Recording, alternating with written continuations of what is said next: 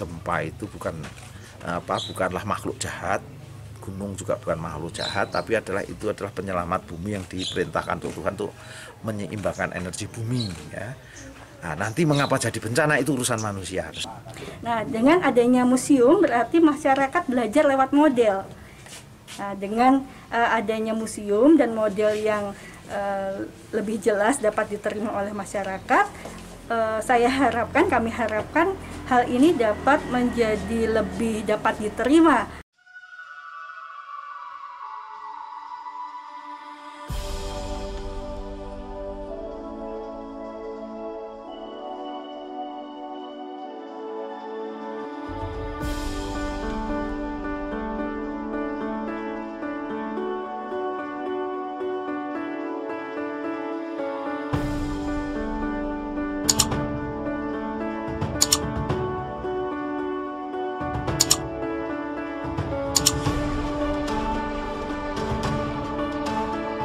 Yang pertama, Prof, mungkin bisa diceritakan museum gempa Prof Dr. Sarwidi itu apa ini sebenarnya? Jadi museum ini adalah sebuah dokumentasi peradaban manusia yang terkait dengan penanganan bencana gempa. Museum ini digagas oleh Mas Dani Sumardani yang waktu itu masih umur sekitar 25 tahun. Datang ke saya bagaimana untuk membuat bangunan yang bisa dinikmati, yang bisa dikembangkan antar generasi, khususnya adalah untuk pengembangan bangunan-bangunan tahan gempa dan usaha-usaha lain yang terkait dengan pengurangan risiko gempa.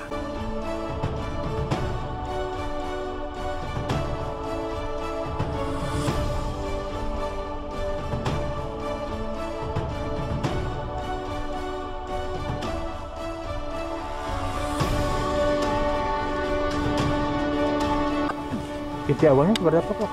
Ide awalnya adalah sebetulnya ini akan membuat ini bangunan-bangunan dari seluruh dunia, seluruh Indonesia itu dibawa ke sini yang rusak-rusak atau ada bahan-bahan paling tidak ya foto-fotonya. Tapi itu karena bertahap, kemampuan kita juga terbatas, maka yang ada ya ini yang di Jogja dulu yang dikumpulkan. Apa yang orang bisa lihat di museum ini? Jadi pertama yang di luar nanti ada dua bagian besar yaitu outdoor dan indoor ya. Itu yang fisiknya, nanti ada yang non fisik ya. Yang fisiknya outdoor itu bagian-bagian yang dimana orang bisa melihat perkembangan penelitian terakhir ya akhir-akhir ini mengenai pengembangan bangunan tahan gempa supaya bangunan tahan gempa itu lebih murah, lebih terjamin kualitasnya, dibuat lebih cepat gitu ya. Ini ada riset-riset yang ada di luar ya. Dan juga tempat selfie tentu saja. Luar outdoor ya yang terdiri dari data-data display tentang gempa-gempa yang mirip dengan Indonesia seperti ini, Malaysia, dan Indonesia juga di sini. Terus juga ada bekas-bekas atau materi benda-benda uji, mana kita akan membuat inovasi bagaimana bangunan tahan gempa itu juga bisa diakses oleh masyarakat ya. Lebih mudah yaitu bagaimana kekuatannya memang harus terjamin begitu ya, kita buat dengan mutu yang terjamin, tapi biayanya bagaimana bisa terjangkau dengan mudah. Yang selanjutnya adalah bagaimana dibangun dengan cepat. Nah ini adalah riset, contohnya di sini adalah mengenai bagaimana menggunakan bata ringan ya, sehingga tidak seperti batu yang di belakang itu batasnya berat walaupun itu sudah lubang ya, lubang tapi masih berat, sebagian tidak berlubang. Di sini adalah menggunakan bata ringan yang sekitar 50% sehingga akan memperkuat bangunan ataupun beban bangunan saat terjadi gempa itu akan ringan dan akan mengurangi risiko korbannya, karena ini memang buat ringan. Misalnya adalah dengan bata ringan ya, terus dengan serat-serat ya, kita mengikuti filosofi kaca mobil ya. Jadi kaca jendela itu kalau kena lemparan batu pecah dan mungkin membahayakan sekitarnya. Tapi kalau kaca mobil itu kalau kena benturan dia kan jadi kristal atau dia akan hanya penyok saja begitu ya, penyok kalau keras ya bukan jadi kristal. Ini kita menggunakan filosofi kaca mobil ya. Ini sudah saya buat rumah saya sendiri dan beberapa rumah, tapi ini dibangun setelah gempa Jogja ya. Pak Jogja kita belum. Tapi Profesor Meguro aslinya dari Tokyo University itu menemukan cara ini sudah sebelumnya, baru saya adopsi di sini ya menjadi metode Sarwiti Watanabe Meguro itu di Indonesia dan di dalam, tidak di luar. Ya. Jadi itu. Nah selanjutnya juga banyak uji di laboratorium ya, untuk yang tadi bagaimana BMB, biaya, mutu, waktu. Bagaimana biaya bisa kita tekan, mutu bisa kita tingkatkan, waktu pembangunan bisa lebih cepat.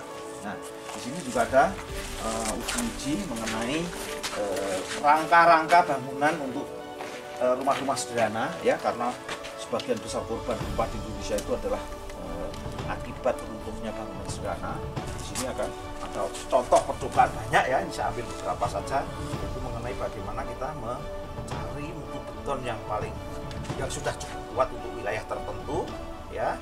Terus bagaimana tulangannya bisa kita tekan sedikit gitu ya, dan juga sambungannya bisa lebih kecil. Ini akan salah satu percobaan yang dibiayai oleh DITI ya, dan juga dari UI dan DITI dan Kemenristek DITI ya. Saya kira itu.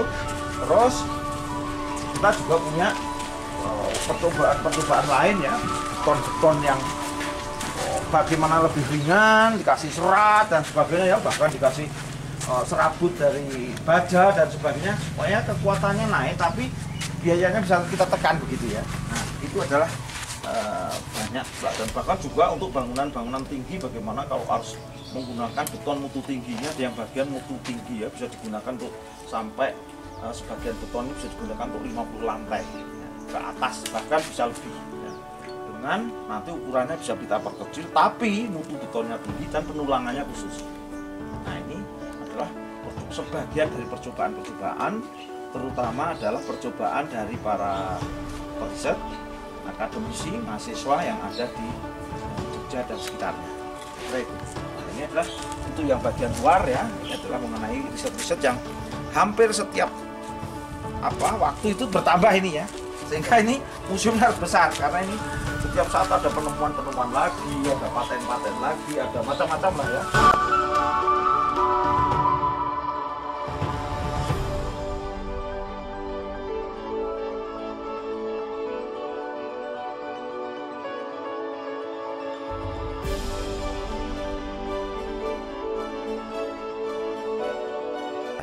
Terus yang kedua yang di dalam itu adalah bagian-bagian laboratorium kecil lah ya, yang kita buat sendiri begitu, yang saya desain sendiri gitu. Tapi juga ada hasil-hasil dari luar yang kecil, tapi kebanyakan adalah hasil dari periset muda kita, dari mahasiswa, dari anak-anak, bahkan TK. Nah, TK di sini buat rumah-rumahan dari stereofoam dan sebagainya, nanti bisa digunakan untuk simulasi di sana dan bisa melihat sejarahnya dulu mengapa ada bangunan-bangunan yang bersifat tahan gempa itu ternyata di lapangan juga lebih menjamin kekuatan dibandingkan dengan bangunan biasa, karena orang mau lihat seperti itu. Terus ada yang non fisiknya, nanti ada pemutaran film itu bahwa gempa itu bukanlah makhluk jahat, gunung juga bukan makhluk jahat, tapi itu adalah penyelamat bumi yang diperintahkan Tuhan untuk menyeimbangkan energi bumi ya. Nah, nanti mengapa jadi bencana itu urusan manusia ke sana. Karena di masa modern ini gempa-gempa ini masih bisa kita tangani. Artinya apa? Bahwa tidak semua bangunan itu ambruk. Artinya yang mendekati konsep menggunakan bangunan tahan gempa itu tidak ambruk. Nah, itu bagian yang fisik. Dan karena yang non fisik adalah pelatihan dan simulasi di sini. Jadi di halaman ini bisa digunakan untuk simulasi penyelamatan gempa, penyelamatan tsunami, penyelamatan gunung dan sebagainya. Juga untuk pusat-pusat didirikan tenda juga di sini kadang untuk untuk sosialisasi bangunan tahan gempa baik dari dalam dan luar negeri, termasuk dari perguruan tinggi dan mitra-mitra negara lain. Itu sering digunakan di sini. Bahwa tidak semua bangunan itu ambruk. Artinya yang mendekati konsep menggunakan bangunan tahan gempa itu tidak ambruk. Nah, itu bagian yang fisik. Dan karena yang non fisik adalah pelatihan dan simulasi di sini. Jadi di halaman ini bisa digunakan untuk simulasi penyelamatan gempa, penyelamatan tsunami, penyelamatan gunung dan sebagainya. Juga untuk pusat-pusat didirikan tenda juga di sini kadang untuk untuk sosialisasi bangunan tahan gempa baik dari dalam dan luar negeri, termasuk dari perguruan tinggi dan mitra-mitra negara lain. Itu sering menggunakan di sini. Nah, di sini adalah bagian di dalam ya. Ini ruangan kita ini dari yang bangunan ini dulunya adalah bangunan model Jawa ya. Model Jawa, terus menggunakan kayu rangkanya ya. Tepinya dulu adalah menggunakan bambu, jadi dan juga dulu masih gentengnya bukan genteng berat seperti ini ya. Setelah ini diperkuat lalu dibuat genteng yang besar dan tepinya dibuat. Nah, untuk yang isinya di sini pertama adalah ini simutaga, ini alat untuk guncang ya. Jadi nanti kita kalau saya harus dari dalam ini untuk nyoba ini ya, harus dari dalam sana. Jadi untuk coba, jadi nanti untuk coba nanti saya dari dalam saja akan pindah ya. Ini nanti simutaga itu kalau di Google dilihat simutaga, simulasi ketahanan gempa. Di alat ini dari revolusi ya, dari 99 terus ini sampai 2006. Ada lagi yang paling baru, ada di BPBD di Jogja ya, itu ada di PU juga kita buat ya pesanan sana. Nah, ini adalah alatnya alat sederhana sebetulnya ya, tapi tidak ada yang jual, kita buat. Jadi ini di sini nanti mahasiswa bisa coba percobaan kecil-kecil di skala seperti ini. Ini bangunan pura-pura, bangunan tinggi, bangunan rendah boleh lah ya. Jadi nanti mahasiswa bisa inovasi di sini, bisa mencoba bahannya beda-beda, dari plastik, dari kayu, dari besi ya. Boleh, sambungannya juga boleh dari lem, boleh macam-macam ya. Terus nanti juga misalnya bangunan ini akan dibuat ditambah dengan beban di atasnya seperti ini ya. Nah, ini tidak apa-apa.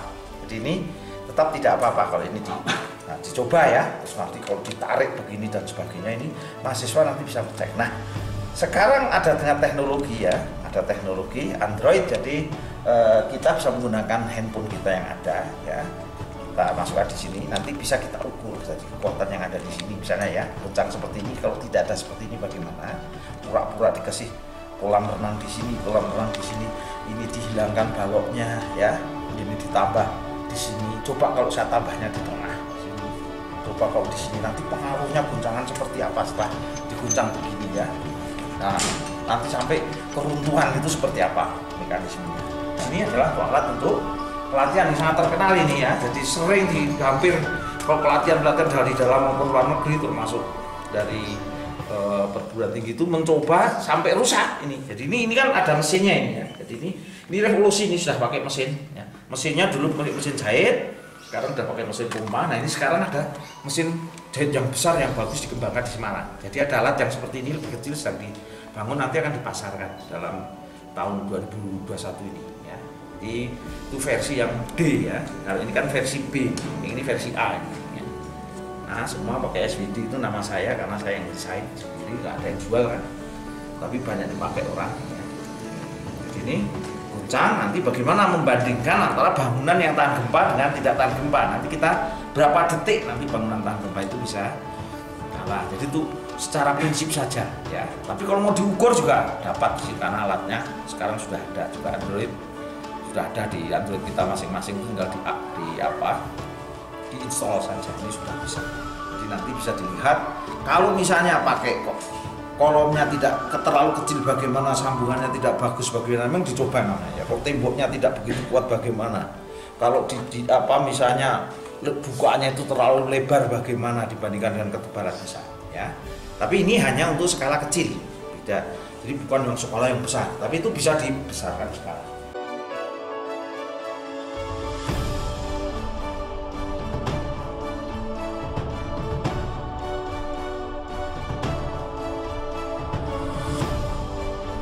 Android sudah ada di Android kita masing-masing, tinggal diinstal saja, ini sudah bisa. Jadi nanti bisa dilihat kalau misalnya pakai kolomnya tidak terlalu kecil bagaimana, sambungannya tidak bagus bagaimana, memang dicoba namanya. Kalau temboknya tidak begitu kuat bagaimana, kalau misalnya bukaannya itu terlalu lebar bagaimana dibandingkan dengan ketebalan besar ya. Tapi ini hanya untuk skala kecil, tidak.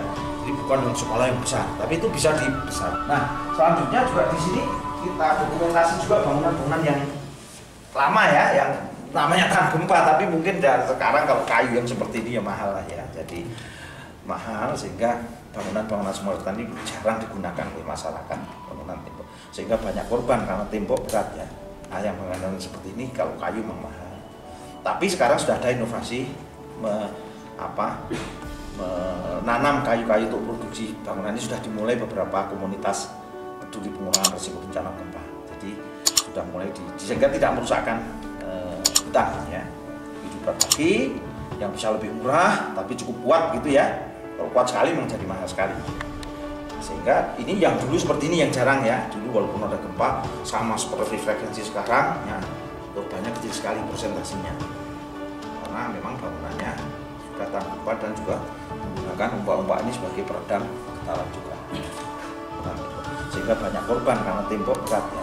Nah, yang bangunan seperti ini kalau kayu memang mahal. Tapi sekarang sudah ada inovasi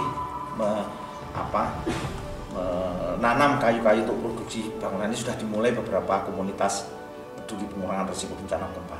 Jadi sudah mulai sehingga tidak merusakkan hutan ya.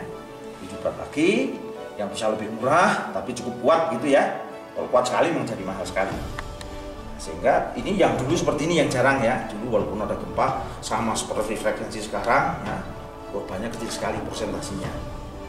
Karena memang bangunannya sudah tahan gempa dan juga menggunakan ombak-ombak ini sebagai peredam getaran juga. Ini jadi, tapi sekarang karena sulit sehingga orang membuat bangunan-bangunan ya biasa seperti ini atau paling tidak ada yang cukup berkembang ya di sini ini ya, lebih sederhana dari yang itu, tapi tetap pakai ombak-ombak peredaman ya di sini ya. Jadi tidak ditahan atau dikurangi atau di stop, tapi bisa menguranginya di sini.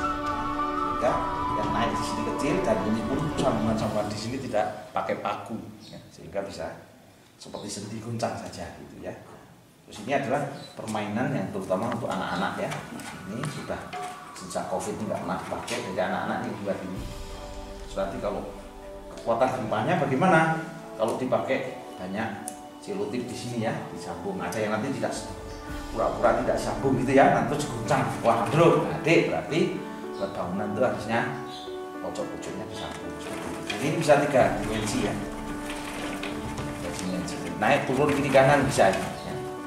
Bisa coba untuk waktu likuifaksi, waktu kasus di Sulawesi Tengah, saya pakai ini alat untuk likuifaksi ya, untuk menggambarkan. Nah, yang di sini adalah bangunan-bangunan tinggi ya, yang itu sudah profesional, sudah banyak bisa dibuat tahan gempa dengan nanti pengembangannya adalah bagaimana sistem struktur ini lebih bisa kuat, tapi lebih murah, tapi lebih cepat dibangun. Nah, sekarang pakai cita-cita juga orang kadang tidak care dengan yang bukan strukturnya, struktur ya, goncangannya struktur ini bisa goncang ini ya, apalagi kalau di atas meja tuh bisa goncang gitu. Tapi ini kadang lupa orang bahwa ini bukan struktur tapi lupa, jadi ini kayak kuat gini ya, terus goncang jadi banyak juga ya di Lombok, Bali kemarin ya, kasusnya itu bukan strukturnya tapi aksesoris yang lain, bangunan-bangunan tambahan yang membuat korban. Di sini adalah gambaran ya dari bangunan yang tahan gempa, setengah tahan, tidak tahan tapi cukup ada, tidak tahan tapi lebih tinggi lagi, tidak tahan gempa sama sekali, hancur lebur, sama menitnya sama. Jadi ini waktu itu digoncang menitnya sama, simpangannya sama ya, istilahnya itu percepatannya goncangan itu sama, MMI-nya sama. Nah, nanti yang utuh ya, nanti kalau yang kurang sedikit ini yang tidak utuh ya, ini jadi ada skala gitu ya misalkan. Jadi ini itu adalah runtuh total, ini sebagian besar runtuh, ini runtuh ya, ini partial collapse sebagian ya. Kalau orang lari tidak apa-apa, tapi kalau pas tidak lari korban. Yang ini tidak collapse ya, cuma retak-retak saja. Sini ada rusak, nanti bisa diperbaiki. Ini sudah urut ya, ini ada hasil percobaan. Nah, sekarang yang paling penting ini sekarang semuanya ini harus tahu. Jadi ini yang mengapa gempa Jogja berbeda dengan penanganan gempa yang lain ya. Jadi pertama begini, ini ada sejarahnya, ada sejarahnya ya. Jadi pertama kita mengkompilasi semua kerusakan di Indonesia, kita kumpulkan kerusakan bangunan yang terutama sederhana yang mayoritas, bahkan di desa-desa itu mayoritas bangunan yang rusak itu kayak begini, bukan bangunan tinggi seperti tadi. Jadi bangunan seperti ini terus kita kompilasi mana yang sudah mengadopsi bangunan tahan gempa, mana yang belum, mana yang tidak sama sekali, ya. Terus kita pilih di mana yang paling sederhana tapi masih tahan gempa. Kita uji pakai simutaga itu kecil ya. Terus nanti kita skalakan tadi, rusak berat ini kita buat. Ini adalah terus kita formulasi konsep awalnya dasarnya seperti ini. Kita uji, kita latihkan. Ini sebelum gempa Jogja dan pelatihannya di sini, di Kaliurang, di UII, di Bantul bahkan ya, di Sleman. Ini pelatihan ini masif ini karena kerjasama dengan Jepang. Tahun 2004 ini paling masif. 2003 sudah mulai. Ya, di Kulon Progo sudah mulai juga. 2004 mulai, mereka pada membuat banyak sekali.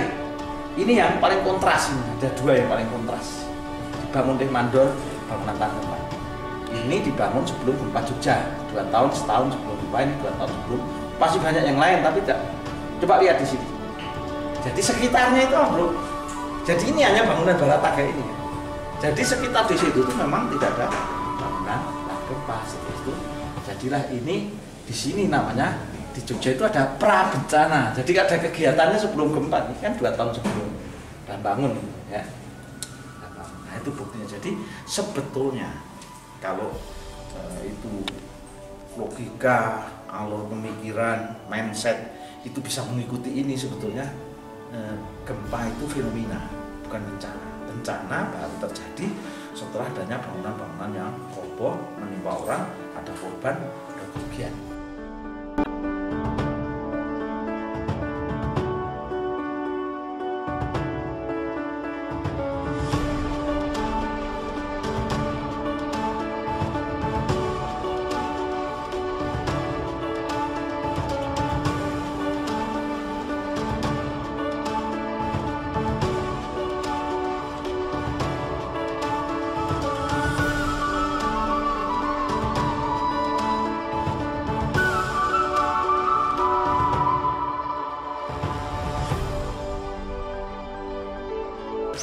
Tadi dikatakan gempa bukan bencana, tapi fenomena. Apa maksudnya, Prof?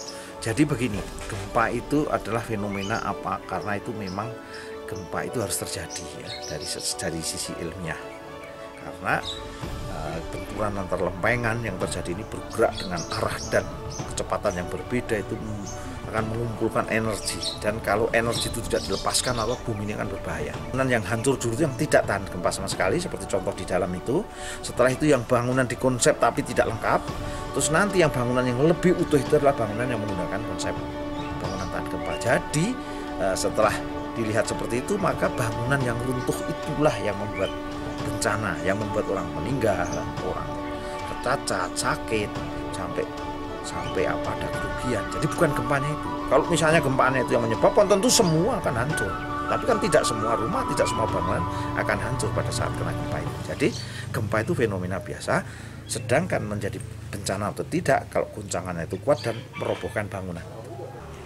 Berapa orang harus membayar untuk bisa lihat koleksi di museum ini? Kalau kita intinya ya, kalau masyarakat sekitar ini karena sering membantu kita juga, ini yang bantu ngurus juga masyarakat di sini, maka itu free. Tapi kalau masyarakat pendatang itu sejak dari 5.000 sampai paketnya ada yang 100.000 kalau komplit ya, ada paket pelatihan, ada paket penghancuran bangunan itu sampai 100.000. Bahkan kalau yang dari teman mitra-mitra negara asing itu membayar 500.000 per orang karena nanti betul-betul dicoba bangunan itu seperti apa nanti sampai hancur. Ya. Buka setiap hari?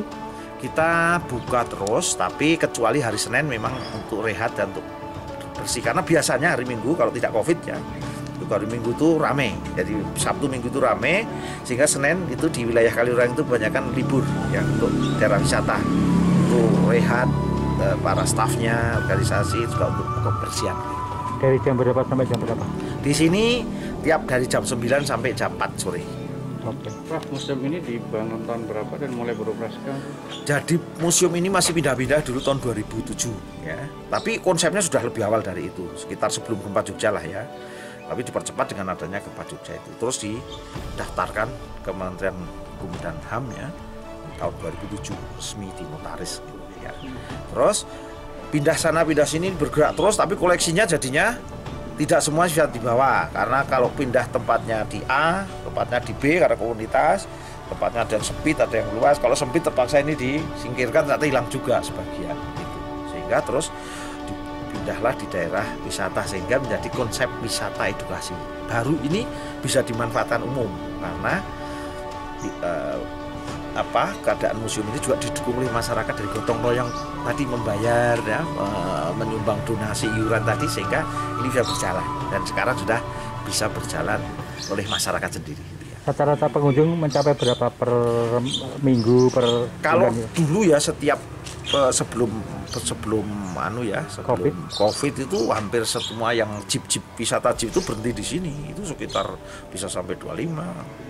Kalau 5 rombongan jadi 25, kadang sampai 20 rombongan 100 orang begitu ya. Belum yang dari TK, SD sekitar sini itu ya naik turun ya, kadang naik turun begitu. Itu kalau pas banyak itu pas libur. Libur itu banyak. Bisa mencapai, kalau pas banyak itu dulu pernah 500 orang satu hari. Jadi kita harus santri dari pagi sampai sore itu antri. Tapi maksimum itu ya. Ya rata-rata kalau minggu pas ada jeep-jeep itu ya sekitar 50 sampai 100 lah. Tapi kalau datang sendiri-sendiri itu ya sekitar 5-10 orang itu sudah ada tiap hari. Kalau sekarang masa pandemi ini? Masa pandemi ini kita hanya banyak pakai medsos ya. Terus datang juga ada di sini, tapi tidak banyak. Kita batasi sekitar 10% saja.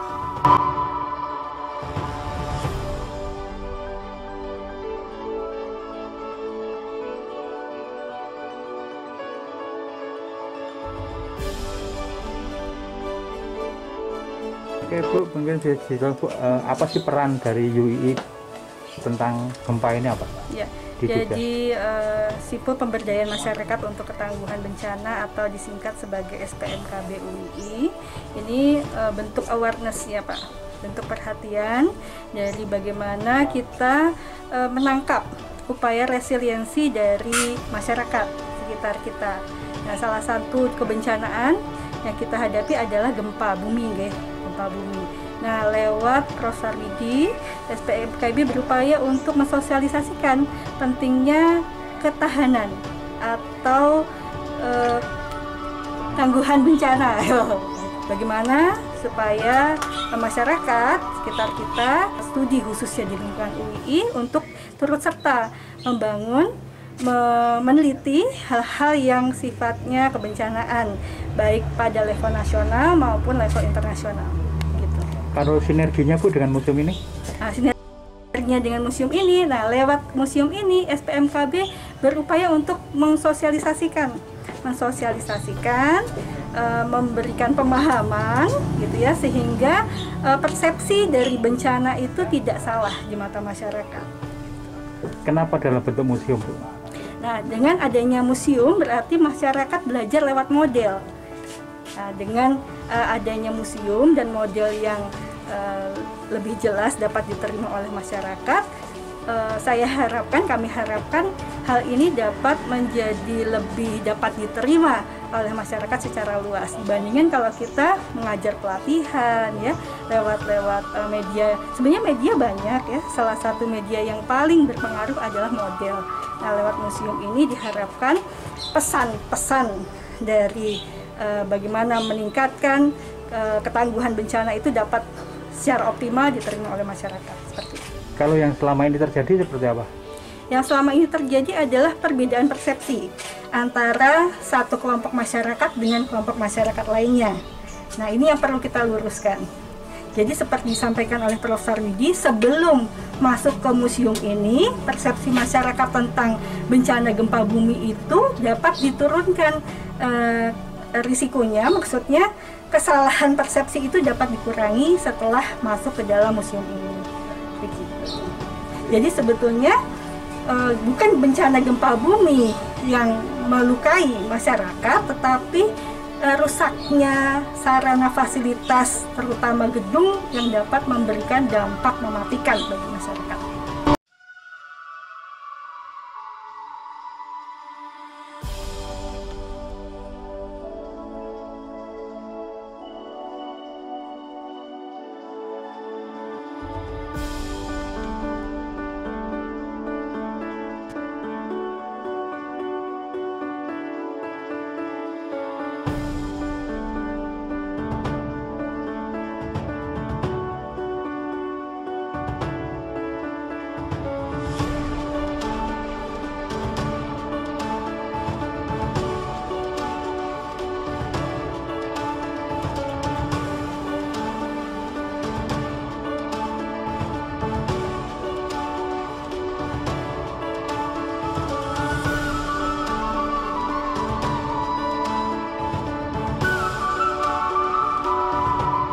Terus pesan apa yang disampaikan ke masyarakat dengan keberadaan museum ini? Jadi pertama adalah bahwa kita harus menyadari bahwa wilayah kita itu adalah wilayah yang rawan gempa dan sering terjadi gempa dan akan terjadi gempa. Kita harus siapkan karena itu memang sunatullah, suatu hukum alam sudah seperti itu. Jadi menyadari tidak perlu pindah, tidak perlu takut, tapi kita lebih banyak bersahabat dengan dia. Caranya bagaimana? Adalah mengetahui karakteristik gempa, bahwa dia hanya merobohkan, merusakkan bangunan-bangunan yang tidak tahan gempa. Tidak akan merobohkan bangunan yang, insya Allah tidak akan merobohkan bangunan yang tahan gempa kalau itu sudah diperhitungkan dengan sesuai dengan perkiraan atau prediksi kita.